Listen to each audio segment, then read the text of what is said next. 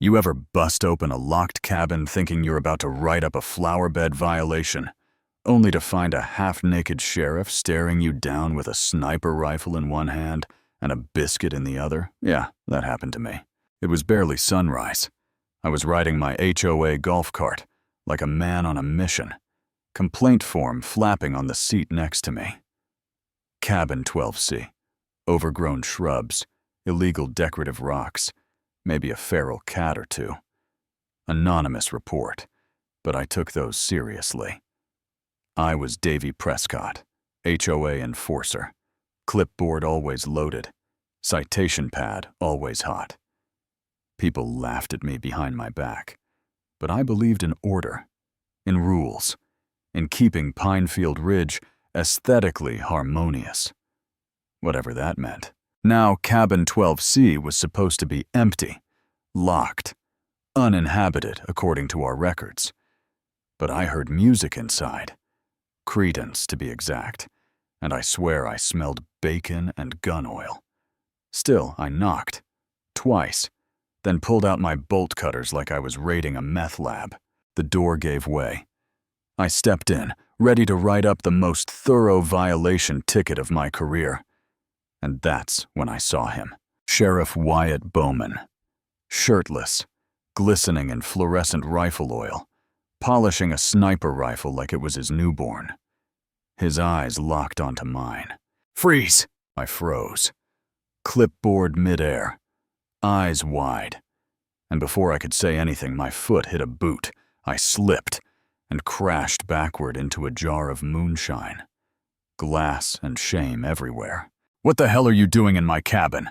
he shouted. I thought this was vacant. I had a report about non-compliant landscaping." He looked like he was deciding whether to laugh or shoot me. And then we both noticed the blinking red light in the corner, motion-activated security cam, recording everything. The video hit the internet by lunchtime. 50,000 views before dinner. By that night, someone had added dubstep and a dancing squirrel overlay. I was famous for all the wrong reasons. Dorothy Lane, president of our HOA, always looked like she just stepped out of a courtroom drama. Called an emergency board meeting. I showed up with my citation folder and what was left of my dignity. She didn't even let me sit. "You broke into a sheriff's cabin, Davy," she said, sipping tea like she wanted to murder me with a teaspoon. "We're trending under the hashtag #SniperCabin. I was just following up on a formal complaint," I stammered. And that's when Tina, our secretary, sharp as a tack and twice as dangerous, walked in and dropped a folder on the table. "This," she said, "is the complaint Davy acted on." Dorothy opened it, frowned. "There's no name on this." "Worse," Tina said. "It was submitted through the admin-only portal, the one only board members have access to." The room went quiet. I looked around and realized I'd been set up. Later that night, Tina knocked on my back door. She didn't wait for an invite, just walked in, like she'd done it 100 times, slapped another folder on my desk. "Someone wanted Wyatt exposed," she said, "and they used you to do it." Inside that folder, satellite images, tax records, and a map of Pinefield Ridge. 4 properties were marked, cabin 12C included, all owned by different shell companies, all tied back to HOA board members. Turns out, that cabin wasn't just some storage shack. It was an old narcotics safe house Wyatt used during undercover work. But it hadn't been his in years, and someone didn't want him poking around anymore. And that's when Tina handed me a blueprint of the HOA headquarters. "There's a basement no one talks about," she whispered, "under the archive room." So yeah, cut to me at 3:17 a.m., flashlight in my mouth, crowbar in hand, sneaking into the building where I technically still worked. Found the trap door under an old rug, climbed down creaky steps into a concrete hallway that smelled like mildew and bad intentions. The basement? It wasn't just storage. It was a surveillance hub.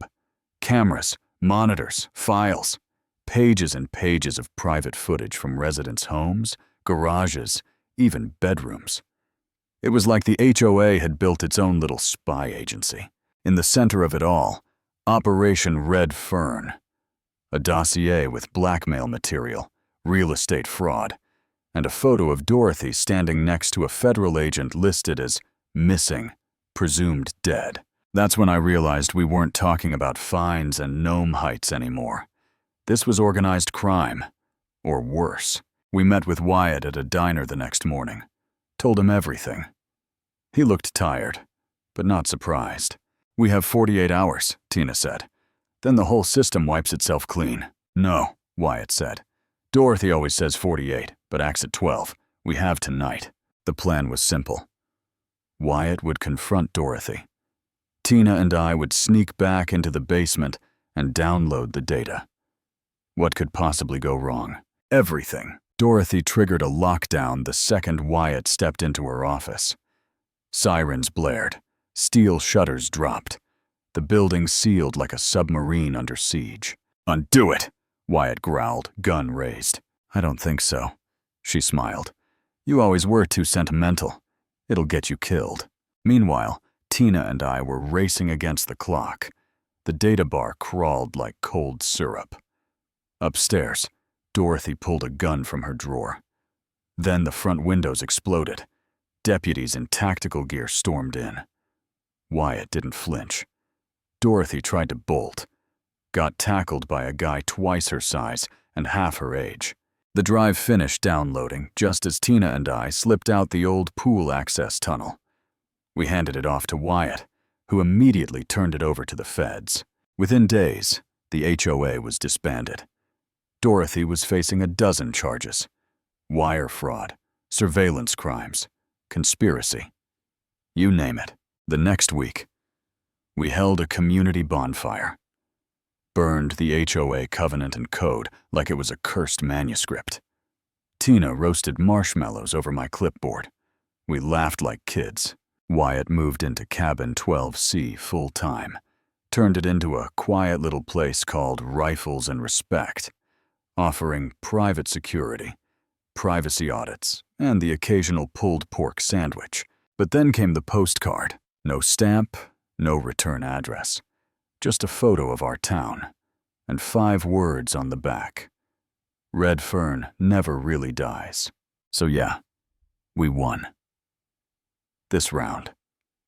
But sometimes, when I'm walking past the old HOA center, now a library run by Tina and a retired librarian named Bev, I catch a glimpse of a dark SUV just idling down the street. And I wonder if this whole thing was just chapter 1. If it were your town, if your HOA was hiding secrets that deep, would you go digging? Let me know in the comments. Tell me where you draw the line between community rules and something more dangerous. Because in Pinefield Ridge, the gnomes aren't the only things watching.